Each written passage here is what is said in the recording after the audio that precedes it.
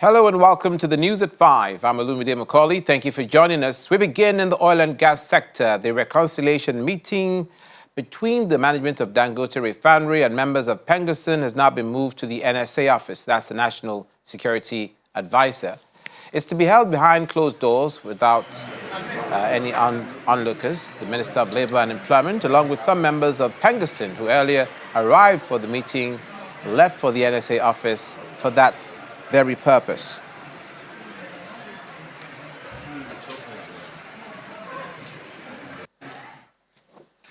Meanwhile, we've been tracking the major industrial action launched by Pengasyn against Dangote Refinery, a face-off that threatened to disrupt Nigeria's energy supply. But here in Lagos, the strike, at least for now, appears to have hit a snag.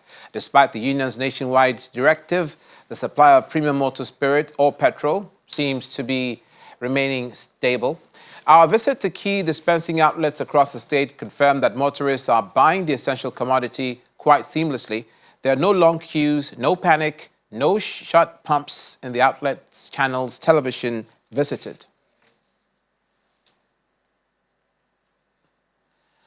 The story is, however, different in Kaduna State, northwest Nigeria, as major petrol stations have shut down following the ongoing dispute involving Petroleum and Natural Gas Senior Staff Association of Nigeria, Pengasyn, and Dangote Refinery. The closure has sparked concern amongst motorists who are grappling with fuel scarcity in parts of the state. The usually busy filling stations located in Kaduna metropolis now lie under lock and key. The shutdown, officials say, is connected to the unresolved industrial dispute involving Pengasyn and Dangote Refinery, as we've been reporting.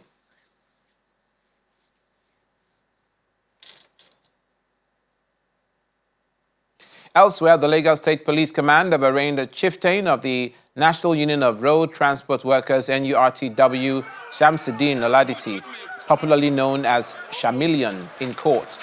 He is arraigned over the alleged murder of a dispatch rider at the Ebutemeta Magistrate Court 2. You may recall that on Friday, September the 19th, 2025, the Lagos State Commissioner of Police, Olondare Jimoh, responded to some protesters on Lagos Island following an assault and killing of 2 persons.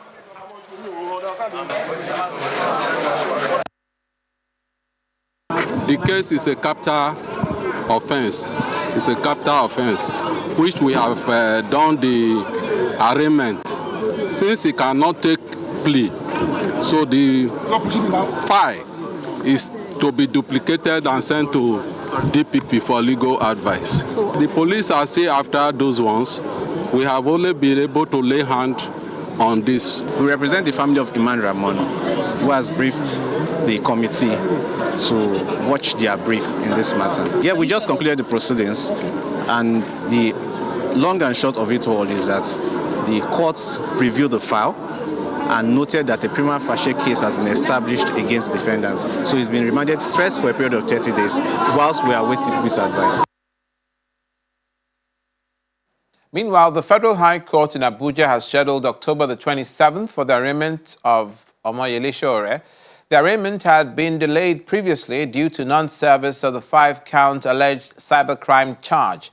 Before today's proceedings, the Director of Public Prosecution from the Ministry of Justice informed the presiding judge, Justice Mohammed Umar, that Mr. Sowore, X Corporation, and Meta, that is Facebook, will be arraigned as first, second, and third respondents. Mr. Sowore's lawyer, Marshal Abubakar, stated they'd not yet been properly served with the charges. The counsel for the third respondent supported that submission, noting that they were only served in court. The second defendant was absent and unrepresented.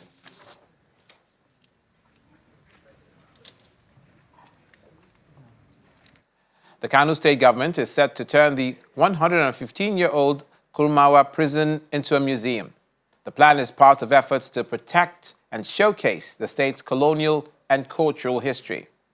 The Kano Commissioner for Information, Musabau Lawan, explained that the project will help preserve heritage but also attract tourism and boost local pride in Kano's past. Our correspondent, Abubakar Salihu, reports. The Kurmawa Maximum Security Prison established in 1910 by the British colonial administration, stands just beside the Emir of Kano's palace.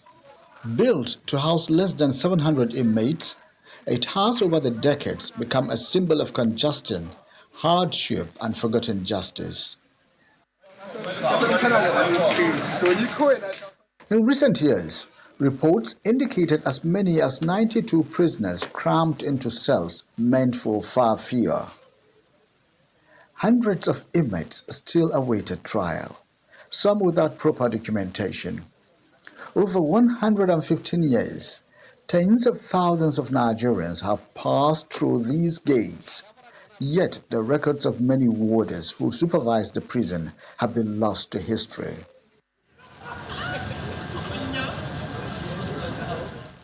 The issue of transfer inmate to Janguza, we are waiting for approval from Abuja to relocate our team in inmate here in Kano to Janguza maximum custodial center. So as I said it, Kumawa, if we locate our inmate, Kumawa is under Boston Training Institute in Kano. The new Janguza facility on the outskirts of Kano offers better security and more humane conditions. But the future of the century-old Kurmawa prison remains a subject of debate.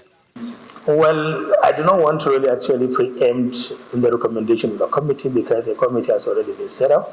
And going by ritual, anytime when a committee is set up, is given a free hand and independence to decide and to make recommendations to the government, and the recommendation will be the one that will inform the decision that will come out of it. So I think I wouldn't want to be preempting that. Let us see or wait for the recommendations of the committee or the report of the committee. Then from there, people will get to know, really to understand, or maybe to know what the government is planning to do with. But that. Relocating the central prison to the outskirts of Kano is dangerous. The security arrangement there may not be as tight as that of Kurmawa. In comparison to the prison I stayed in Barisa, Kurmawa is less crowded, though it too has overshot its design capacity. Tourism experts believe that converting Kurmawa prison into a museum could reshape Kano's cultural landscape, boosting local businesses, attracting tourists, and preserving a powerful chapter of Nigeria's colonial past. If you go in, you find that it was well preserved. And I believe if you go by the way they have been preserving it, it will go a long way in preserving the system. And also the artifact inside, they are well preserved, as I observed. And I believe as a curator, when we are presenting a history, we try to put it in the narrative in a good shape, whereby we preserve and make it to the public the precise and conscious and exact information about the place. From a place of confinement to a center of culture, the journey of Kurmawa prison mirrors the transformation of history itself. Whether as a museum or a relic of memory, this 115-year-old institution may soon serve a new purpose, telling stories rather than holding inmates. Abubakar Salihu, Channels Television News. Heavy traffic has returned to the busy Abuja-Kaduna highway as improved security continues to restore confidence amongst motorists and travelers alike. For years, many commuters abandoned the road due to bandit attacks and frequent kidnappings along that highway and surrounding areas. The Abuja-Kaduna Expressway, once notorious for banditry and kidnapping, is now witnessing a steady return of traffic, security reinforcement, including more patrols and surveillance. This, according to reports, is bringing relief to commuters who had abandoned the road for rail or air travel. The highway had faced repeated waves of attacks and abductions since 2015, with major escalations from 2018 and the high-profile train incident in March 2022. Channels Television visited some of the hotspots that were known for kidnappings. Today, the story appears different as security operations have reduced incidents since early last year. The command has deployed so many tactical units, armored personnel carriers to vulnerable points, patrol teams, and detachment of PMA personnel to ensure safety and security of all commuters, not only Kaduna-Abuja highway, but also along Birnin-Gwari-Lagos highway.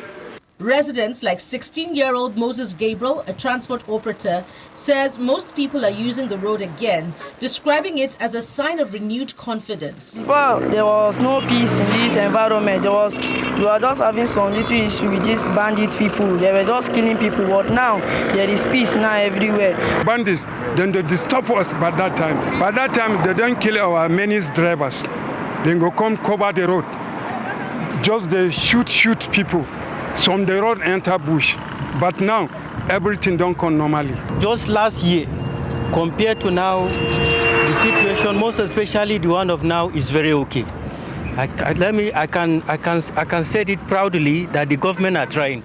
Many commuters also say their journeys are less tense and more predictable, but some raise concerns about the poor condition of the road. 2 years ago, when we were traveling on Abuja Road, you'll be scared because you don't know what will happen, and the road is so bad you can spend 5 hours on the road. But for the past, I think I applied this road last month, and everything was okay, everything was cool. The potholes have reduced drastically. The security situation has been improved because we were using train before to commute from Kaduna to Abuja or from Abuja to Kaduna, but as it is now, you can travel to Abuja from Kaduna without being worried. I'm be applying this road every day. The road now coming back is very, very bad. There's a lot of pothole for the road. With increased patrols and surveillance restoring confidence, more people are returning to the Abuja-Kaduna highway. But commuters and residents say the real test will be in sustaining these operations to keep the corridor permanently safe for all.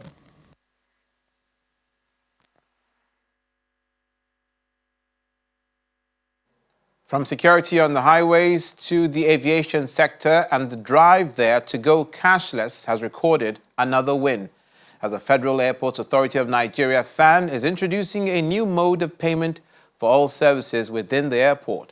According to officials of FAN, the new feature will curb illegal collection of money from passengers and airport users while ensuring that the remittances go through the proper and official channels. This was during the launch of the FAN Go Cashless policy at the Murtala Mohammed International Airport tollgate in Ikeja, Lagos. We want to make our process seamless. And as it is, we are also trying to block leakages. So right now, our processes, all our payment revenue points that comes directly to FAN has to be done through card. So rather than the cash process, that itself is fraught with a lot of challenges. So what we are doing is aligning with global standards and ensuring that we run our airports in a seamless and a green way. That's why we're going cashless today.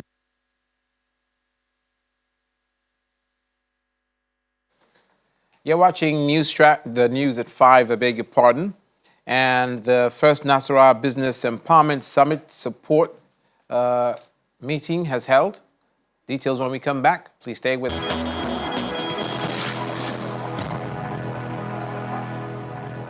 Welcome back. You're watching the news at 5.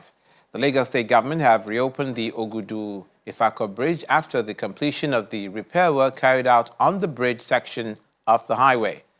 The State Commissioner for Transportation, Oluwaseun Oshiyemi, and the Special Advisor on Infrastructure, Olufemi Darmola, who reopened the bridge, commend the road users for their cooperation. Mr. Darmola says the rehabilitation work was completed before the scheduled date to ease the burden on motorists and assured residents of continuous maintenance of roads across Lagos State. The Ifako-Ogudu Bridge has been a nightmare for motorists since the commencement of the repair work on the bridge section in June the 28th. The Phase 1 inbound Alakpere was completed after 50 days, and the Phase 2 inbound Oworoshoki kicked off immediately, causing heavy vehicular traffic along the route, and motorists did not find it easy as some of them got their car bashed. It's terrible. You need to see the traffic all the way from Ikorodu Road. After fixing all the expansion joints before the scheduled period, senior officials from the Office of Infrastructure and the Ministry of Transportation are here to open up the partially closed highway for road users.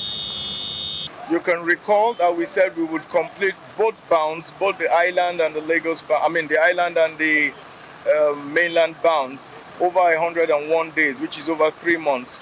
But with transportation and all other stakeholders present, the contractors, your good self, all security units, we've been able to complete it in 73 days. Today, this road will be open for vehicular use totally. The message here is to say a big thank you to Lagosians for their perseverance, for their patience, and for complying and also working with us in ensuring that this infrastructure that we needed to work on has been duly completed. While some road users applaud the government for fixing the bad spots, others ask the authority to schedule all road repairs for evening to reduce congestion. Oh, we thank God. At least if traffic will be free now, we can go to work, we can go to our business places early. Unlike we go late, they deduct money from our salaries because we go work late. My advice to government, when they are doing such a work, at least they should put them, they should program them in the night. So now that the road is good, and I believe every driver should know how to speed and drive responsibly. The Special Advisor on Infrastructure says Maza Road is next in line, and cooperation of motorists is highly needed to get the work done. Why did we get here? It was about road abuse, it was about vandalism, which is something we've been talking about, which is something that we said it's a joint effort. It's for all of us, it's taxpayers' money, we all have to take ownership. You can recall this administration under Mr. Governor, this is not the first one. We were at Kodesol before, it has been done. We were at Asolo in Ikorodu, it has been done. We were at Odoyalaro, it has been done. For crying out loud, we continue to do it. And I assure you, again, we are going to Maza. Now that the Ifako-Gudu Bridge has been reopened for road users, the daily traffic will become a thing of the past. The Lagos State government is asking road users to take ownership of public infrastructure and obey traffic rules and regulations in order to have a smooth ride. The United Nations World Food Programme has warned that emergency food aid for over 1.3 million people in northeast Nigeria could run out by November this year. The agency says critical funding shortfalls are pushing its operations to the brink, leaving millions at risk of hunger. The country director of the program, Mr. David Stevenson, issued the warning in Abuja at the handover of 68 metric tons of dates donated by the Kingdom of Saudi Arabia. He says the consignment has helped delay a total pipeline break, but stressed that more support is urgently needed. Our correspondent Benny Ark reports. The handover ceremony at the office of the World Food Programme saw the Kingdom of Saudi Arabia deliver 68 metric tons of dates to help feed displaced persons in Nigeria's northeast region. However, the United Nations agency says the donation only buys time, stating serious depletion in its food stocks and that it is threatened by low funding. For continued or increased attention in the northeast of the country due to the conflict and displacement of people who are not on their farms, who of no fault of their own are not able to feed themselves, and so really are in need of life-saving assistance. Representatives of Saudi Arabia and the Ministry of Humanitarian Affairs said the donation is to help bridge the gap. The Kingdom of Saudi Arabia is committed in providing extensive humanitarian support and assistance to the Federal Republic of Nigeria, including food baskets, support of internally displaced persons, as well as specialized healthcare programs like combating blindness and its causes and open heart surgeries. in tandem with the broader goals of Saudi Vision 2030, which seeks to foster a more equitable and inclusive future for all.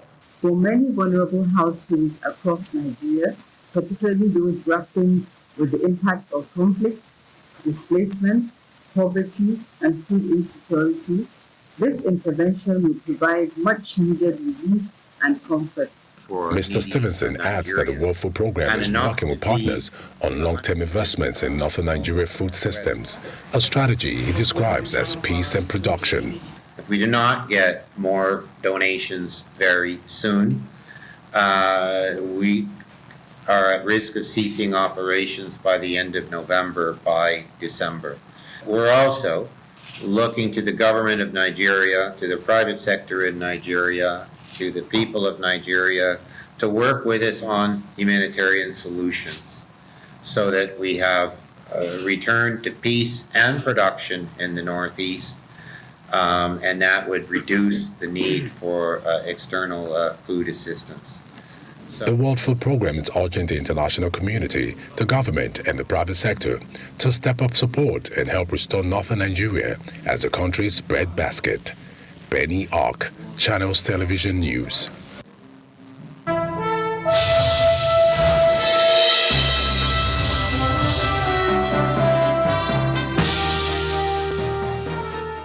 To business news now, the Lagos International Maritime Week opens in Lagos with regulators, ship owners, and industry leaders exploring how Africa can harness its vast blue economy.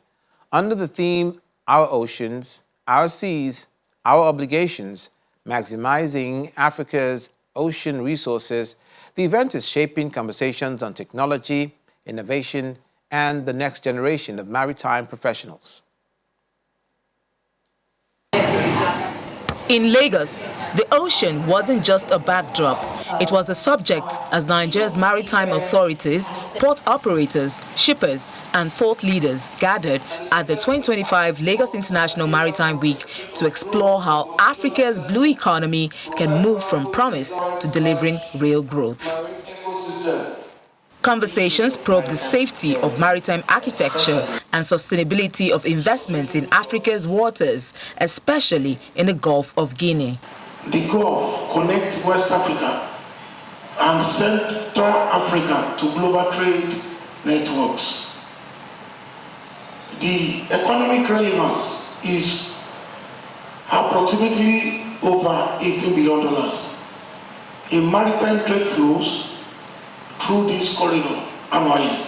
Illegal, unreported and unregulated fishing has been bleeding West Africa of over $2 billion annually. The adoption of the Yaoundé Code of Conduct in 2023 was a landmark step in creating a framework for collaboration amongst navies, coast guards, and maritime administrations of West Africa and Central Africa. But can regulation, policy, and innovation align? However, there is need for other parts of this marine ecosystem to be well defined. Okay, I'm glad the first set of panelists have dwelt on the security part of it. You cannot enhance discussion or come up with very good initiative as we're trying to do without considering proper policy implementation. And amid the dialogue, there were exhibitions and crucially mentorships launched, pairing young Nigerians with experts to ensure today's ambition becomes tomorrow's leadership. Organizers of the Lagos International Maritime Week emphasized the importance of the digital scale-up for Nigeria's blue economy. Because we need smart ports in order to be competitive now and make progress. We need to develop our human capacity because worldwide there's a shortage in human capacity in the maritime industry. So it's an area that Nigeria should key into. So what are the biggest risks to Nigeria's marine policy? Nobody is being held responsible to see for the complete execution of these policies. So nobody is being held that this is your KPI, you need to deliver 1, 2, 3. Nobody can deliver 100%. But even if we have a 10 or 15-point policy, and we have somebody who comes in and says, okay, I am in this position for the next 4 years, and I'm going to get 1 or 2 of this done. We're not asking you to do everything across board, so that the next guy who comes continues on that. There are some notable strides in the sector. And what is Denmark doing here? I mean, APM Terminals has been here for many years. They have invested more than $1 billion. They just signed a new MOU with Nigerian port authorities where they're going to pay $60 million USD on electrification projects. So that's another sustainability element. So you can work on climate and sustainability solutions in many ways. The tide of conversation is strong. What remains is matching it with action as stakeholders agree the ocean is not a resource to be plundered, but a path to Africa's prosperity. Will Ibong, Channels Television News. That's it on the news at 5. Thank you for watching. I'm Olumide Macaulay.